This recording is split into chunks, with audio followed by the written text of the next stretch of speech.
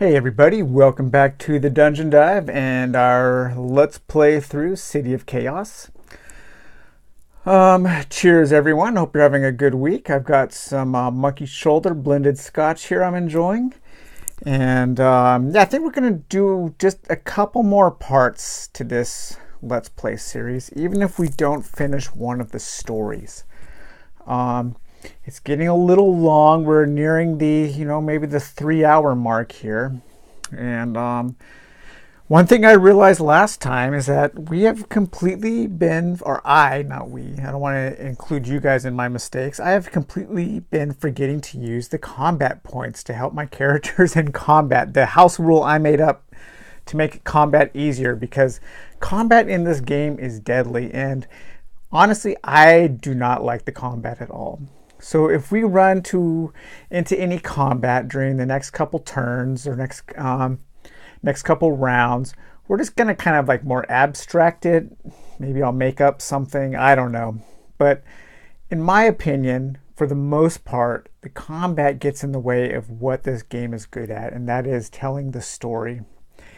And the rules as written, you're only allowed to die 3 times and be resurrected. And once that happens, you're out of the game. And the combat is so deadly that if you were playing the rules as written, I think a player could be out of the game, and this game could go on for like 4 hours. And so, yeah, that's not cool. As you can probably tell, I do have a lot of criticisms about this game, and I'll get that in my final video will be a review for it. However, I do really like some of the things. This is the perfect definition of a mixed bag game. And if we don't finish one of the stories this time, I am going to devise, I think, a better way to play the game. And we'll go over that during the review. And maybe we'll revisit it later on in the year. And we'll try something different. Okay, but let's get busy here. So remember, Bing is searching for like an apothecary or some way to cure his disease, because he got bitten by a rabid dog, and he is slowly dying. He only has 5 hit points left, and he loses a hit point after every turn. So he needs to explore and try to find a way to get cured. And he also has the looking glass, and maybe he's going to go back to the tower to see what the looking glass does. And then Dizzy over here, he tried to attack the Naga, but he didn't have like this blue flame sword or something, so he's going to lose his whole next turn. Okay, so let's going to start with Bing here, because it's Bing's turn. And we're going to explore probably in this direction here. Maybe we can find something useful. 5 and a 5, so hey, we'll move 5. Let's see here, 1, 2, 3, 4, 5. Okay, one more. And we'll do a 7. 1, 2. Let's draw a tile, mix it up. There we go. Okay, 3, 4, 5, 6, and 7. Let's see what we found here. Location. The merchant's house. All right. This is a sumptuous building of garish taste. Outside is a bronze plaque which reads, "The residence of S. Trentor Esquire, entrepreneur." The inside is as gaudy as the outside. A manservant in a pink uniform approaches you. With a sniff, he asks, "And how can I be of assistance? Do you ask to talk to S. Trentor, talk to the manservant, or do you leave?" I think I'm going to have a better chance talking to the servant, maybe. So let's try him. So we're going to go to 504 in the Tome of Chaos here. You'll have to excuse me. My dogs might start freaking out because my wife is about to be home. So I might have to get up and shut the door. All right, 504, the merchant's house. Talk to the manservant. "The master is a good man," explains the manservant. "He treats his vassals with respect and dignity, but I'm afraid he is not to be disturbed at present. Please leave." If you refuse to leave, go to 628. I'm not going to refuse to leave. I'll leave. So, all right. So he loses, that's the end of his turn. He loses another hit point. He's down to 4. He's about to die. He's about to turn into a puddle of jelly or goo, something like that. And now it is Dizzy's turn. So his first action, he rolls over, and his second action, he will get up, and that is his turn. All right, we're back to Bing. All right, Bing's going to leave the merchant's house. 3 and a 6. Let's explore over here. 1, 2.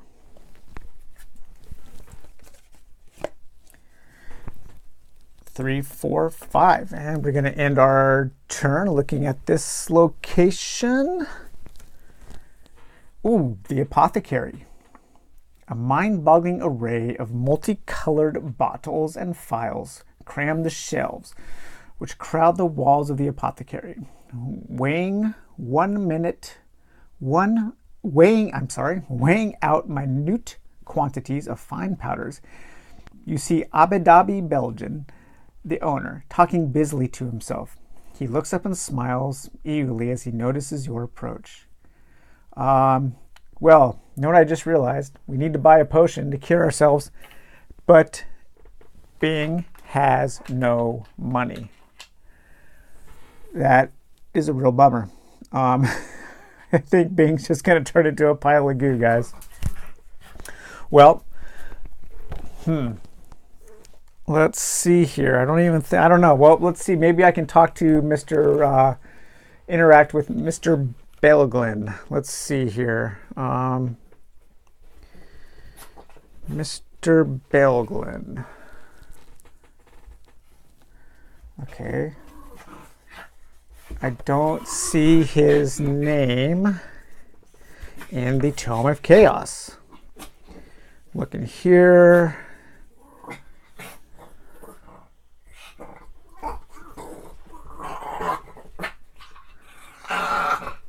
Oh, I guess maybe the potion seller? I'm sorry, guys. My dog decided to come in here and start playing. All right, guys. Yeah. Hey, this is live YouTube. Well, not live. I really don't want to edit these videos because my computer that I have at home really sucks and it takes forever just to do anything, like even turn it on. So, yeah. Anyways, okay. So I guess Mr. Belgian is the potion seller. So we're going to greet him. Let's see. Cube of Chaos time. Squiggly line. I seem to roll a lot of squiggly lines. Potion seller, squiggly line. 19.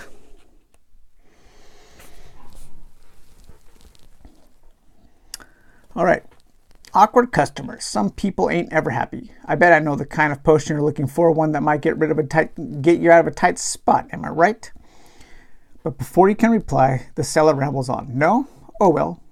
Choose one yourself. Remember, only 2 groats each. The potion seller shows you his wares.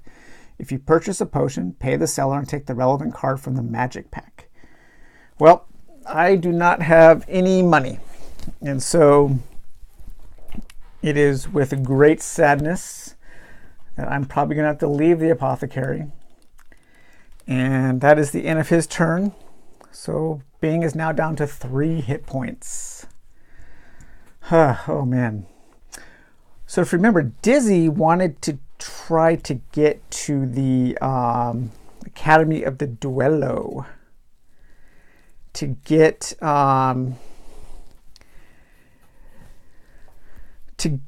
to try to find out what's going on with the ring of Hisvet Sif. And also, all of Bing's possessions are back there because he got taken out on that tile. At least I think that's what happened. All of his stuff is there. So, no. Well, actually, you know what? I should have went and watched the last video. Sorry, guys. It's been a few days and I forgot what happened. I don't think he lost his stuff. If he did, you know what? We're going to fudge it a little bit. Bing's just going to take his stuff back instead of having to go back to this tile if he had to. Sorry. But I kind of want to try to move the story along. So, Dizzy has a long way to go to get back there. He could spend this entire night, but all right, well, let's see what happens. Dizzy needs some big rolls here. All right, a 6. Let's go 1, 2, 3, 4, 5, 6. All right, second turn or second action, a 4 and a 6. We'll take that 6. 1, 2, 3, 4, 5, 6. All right, Dizzy will get an action card. The Tailor. An interfering individual sidles up beside you. Ooh, a sidler. Uncurling a tape measure, he begins measuring you from head to toe. Always the difficult customer. Come and stand still, snaps the tacky tailor. Do you ask why he's measuring you? Go to 677. Yeah, I want to know why he's measuring me. Probably measuring me for a coffin or something. Let's see, 677. The Tailor. Measure up. You cannot be too careful. People are dropping like flies, and it pays to be prepared. Just one groat will secure you the casket of your dreams. What did I say? Says the tailor, showing you a catalog of coffins. Do you pay one groat to reserve the coffin of your choice, or do you tell the tailor where to put his wooden suits and walk away? I'm going to walk away because I don't see a choice. What does one groat give me? I don't know. Let me see. Items, maybe? Is there a coffin? Let's see. Looking. Coffin. No, I don't see a coffin.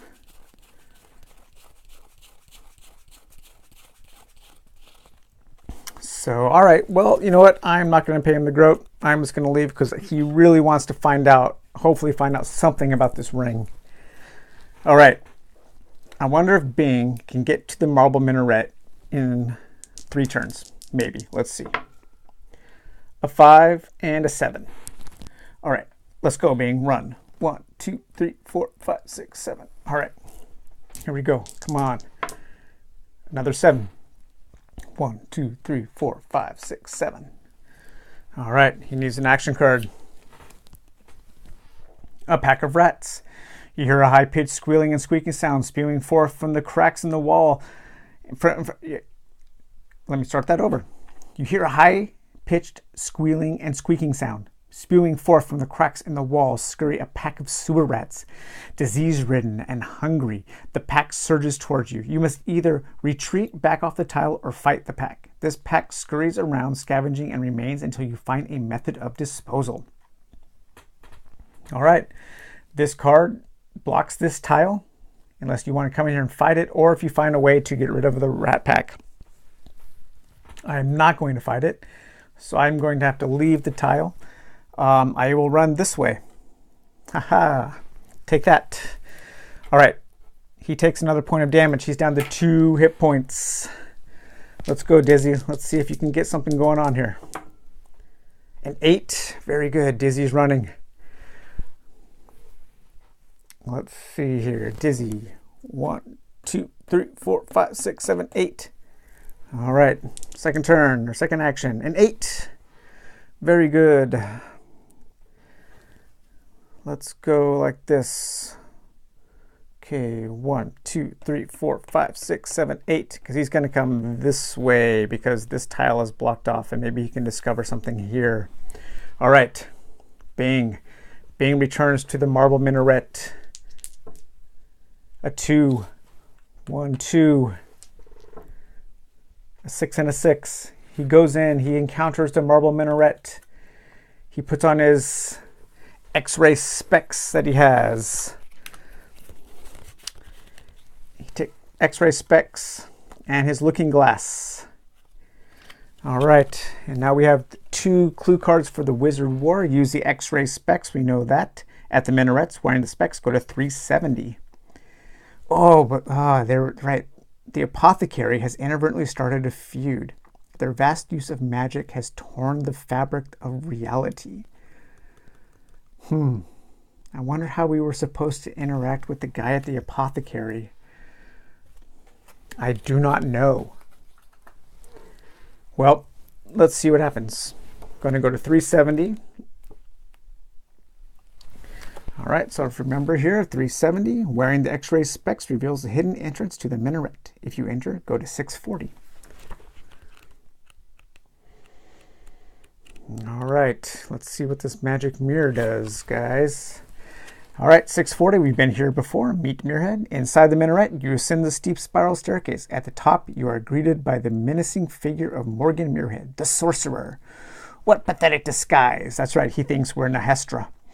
You don't fool me for a minute. I'll reduce you to ashes. Throwing back his cloak, he waves his hand, chanting a spell. His fingertips glow white hot, and a huge bolt of lightning streaks towards you. If you have the looking glass, now may be a good time to use it. Turn to 296. All right, guys, this is exciting. 296. What will the looking glass do? Wizard War, the looking glass. Moving swiftly, you pull out the looking glass from under your coat. The lightning bolt strikes the glass and deflects back at Morgan. In a state of pure panic, Morgan frantically attempts to deflect the blast, but the lightning strikes him a glancing blow. Still, the power of the bolt hurls Morgan through the air like a rag doll and sends him crashing into the tower wall. Clambering to his feet, Morgan shakes his head to regain his senses, snarling, "I'll fix you!" Morgan begins to chant another spell. Do you have a letter for Morgan? No. Otherwise, before Morgan can cast another spell, you turn tail and flee down the stairs and out of the minaret. A letter. Huh. I wonder if somewhere the guy at the apothecary can tell me anything about the letter. Well, guys, that's the end of Bing's turn. He is down to 1 hit point. His life is quickly coming to an end. Okay. All right, Dizzy. Dizzy's going to roll the move. He rolls a 6. 1, 2, 3, 4, 5. Let's draw a tile here. Randomize it. All right, 6. What is this? The Wishing Well. If you toss a groat into the well, roll the cube of chaos. On a squiggly line, take a blessed card from the magic pack. You guys have seen how often, or at least how often I think, I rolled that squiggly line. He might do it. Well, let's move into that square. A 6 and a 2. 1, 2, 3, 4, 5. We'll stop there. At a 5, he will toss in one of his groats. Let's see what happens. See if my squiggly line luck holds up. No, of course not. Such is the way of fate. So that was his second turn. Oh, he is on a empty street tile. So let's see what he encounters by the well. The Town Crier. You hear the ringing of a bell and a loud voice shouting. I don't know why I'm having a hard time reading tonight. Hear ye, the latest news in Biranatar. Today, a proclamation from the Dark Tower. Ooh, we have not discovered the Dark Tower yet. That is one of the special locations. Do you stop and listen to the Town Crier? Watch the crowd which is gathering, or carry on your quest. Return this card to the pile. I want to... I feel if we stop and listen, we might just hear some general information. But if we watch the crowd, we might see somebody suspicious. Well, let's listen. We're going to listen. So we're going to turn to 241 here.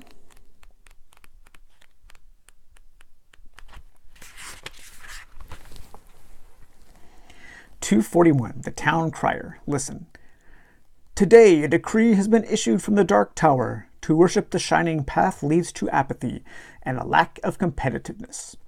For the sake of capitalism and commerce throughout the empire, this religion is now banned.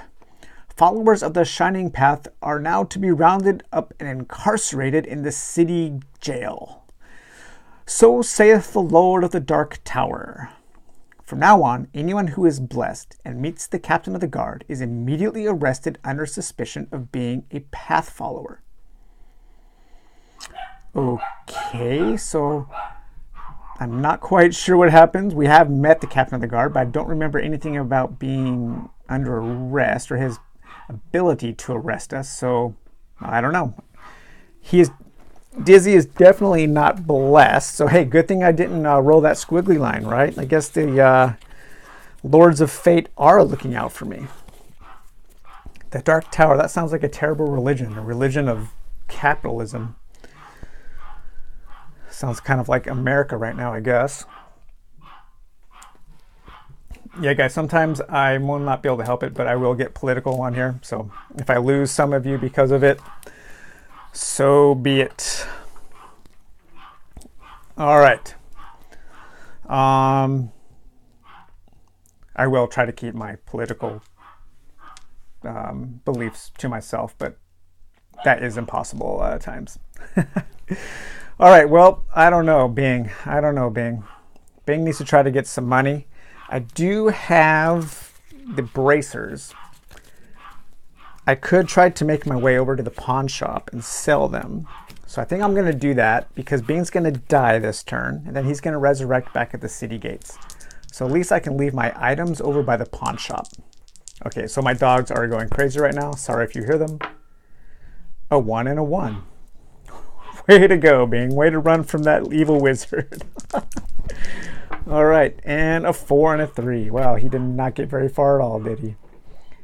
1, 2, 3, 4. Remember, I can't go through this tile because it's blocked by those stupid rats. All right, guys. Bing, that was his final turn. He turns into a puddle of jelly because he was bitten by the rabid dog. He's going to drop his items here, and he's going to respawn back at the city gates. Okay, so let's see if Dizzy can make it over to the Academy of the Duello.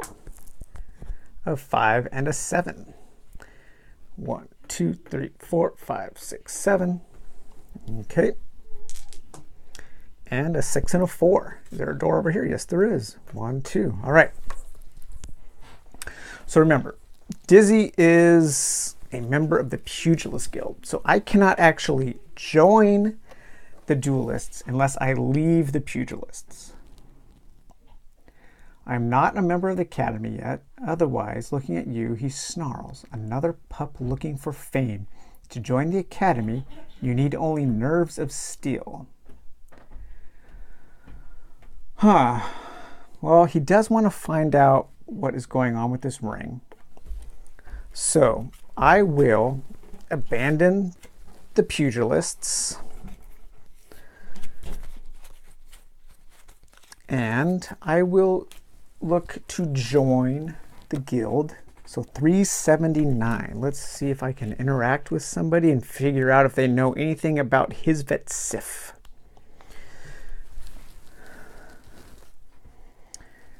You ask to join and learn the skills of the duelists. The veteran looks at you and says, "It's not quite that simple, pup.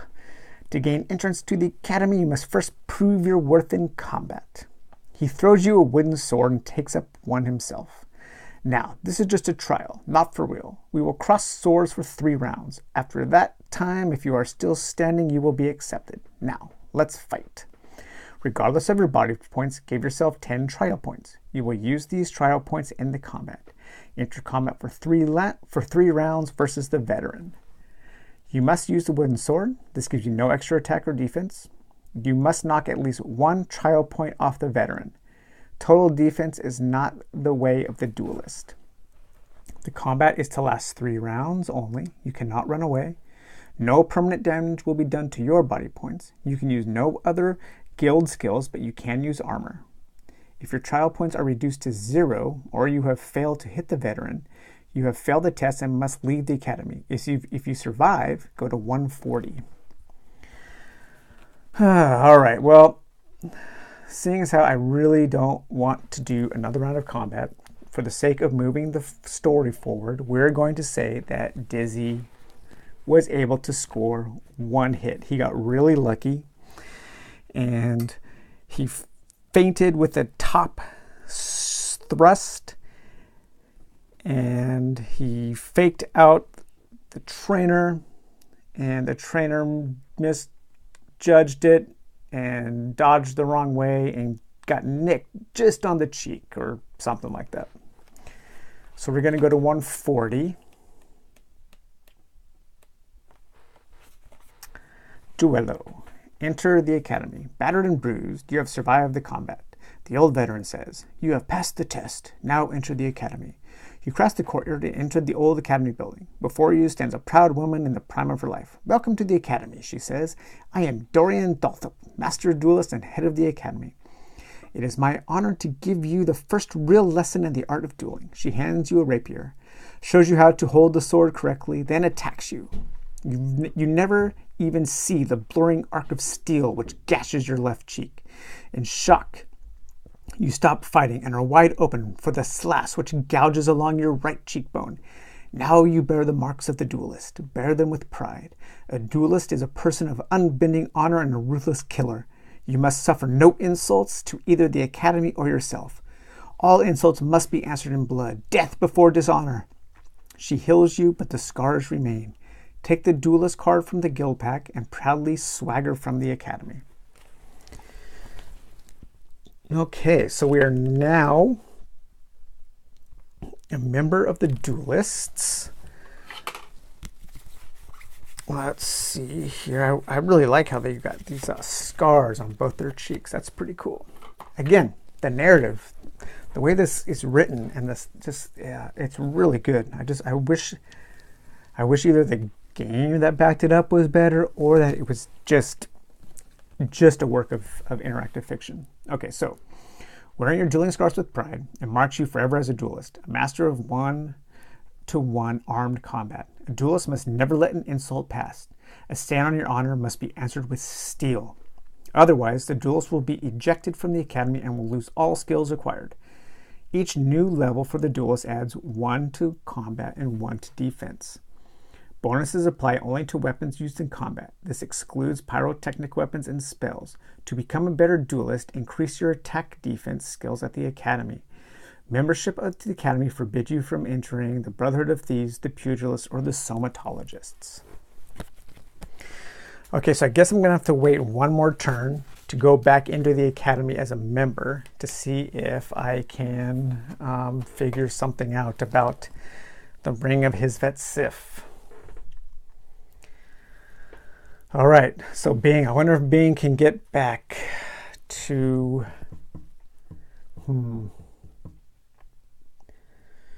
Okay, so here's what we're going to do. We're going to truncate Bing's turn a little bit, and we're just going to say that he ends up here through a long and arduous journey through the City of Chaos, picks up his items, and has an action.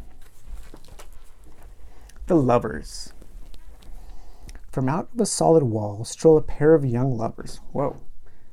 Arm in arm, they are totally engrossed in each other. Suddenly, across the road appears a sinister figure dressed in black, a face consumed by jealousy.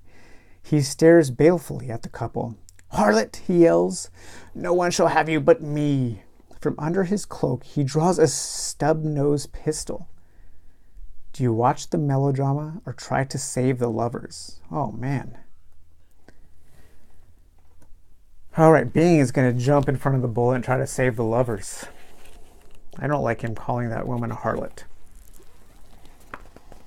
The Lovers intervene. You rush forward to stand before the dark figure. He does not appear to see you, but smiles maliciously as his finger tightens on the trigger. From behind comes the plea, "Malachi, in Path's name." Oh, Path, that's that religion that has been forbidden now. "Don't go back to the guild. Leave us alone, please." Too late. You realize Malachi is about to fire the pistol, and the pistol is pointed directly at your chest. With a huge roar, the pistol erupts, but you feel no shock as the bullet penetrates your chest. As you stand, amazed that you are uninjured, you hear from behind the youth. You hear from behind the youth scream, "No, no, no! The light curse you forever, Malachi! Forever!" The figure of Malachi starts to dissolve before your eyes, and you realize that you have been watching a phantasm. Before Malachi becomes one with the smog, you notice he wears under his cloak a strange talisman with blood-red eyes, which glow fiercely, almost with glee. Take clue card number 11. Awesome. That was a great passage. Really, really cool. All right, clue number 11.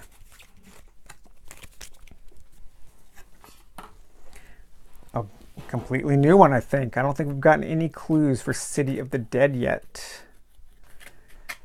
City of the Dead. Malachi hides in the necropolis. Using foul necromantic powers, he has trapped the soul of Isa.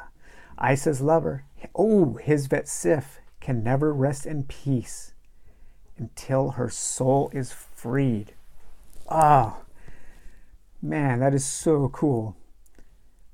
So these, oh, wow. Man, I really like that. I really love how the clues in this game are actually clues and not just ways to mechanically push the game forward. They actually make you like connect the dots of the things that you have discovered.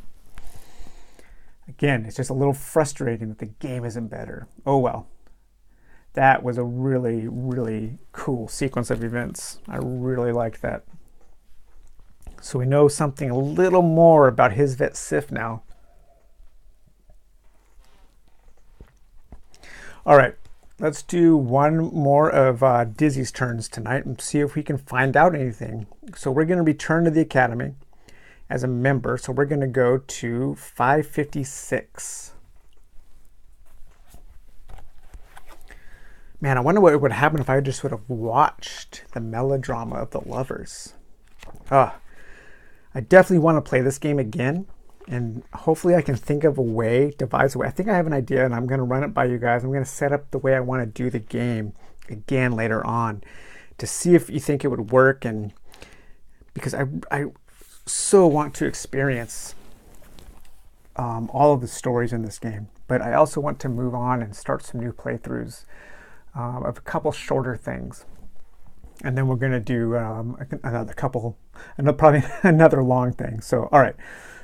Return to the academy. You enter the quiet halls of the academy, the only place in the world a duelist is forbidden to fight.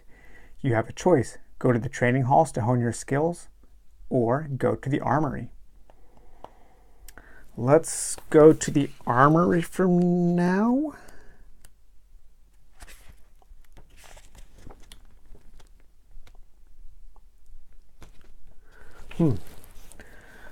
Well, it's just in a room full of glass cabinets. You pursue the wares of death on offer. These are all the things we can buy. Buy what you require and take the appropriate card from the items pack. Ooh, a snub-nosed pistol, 30 groats. How in the hell do you get 30 groats in this game? We have $5. I don't think we're going to buy anything. I think the next time we're going to go back to the Duello and try to train, maybe. All right. So we're going to condense. Well, let's do one more turn. I want to do one more turn. That last clue kind of got me like really energized. So here's what we're going to do. We're going to just send Bing to the pawn shop. This is kind of how I think the game should be played. Briefly, I think you should just set up the item cards face down in a grid. And you move, or not the item cards, the location cards.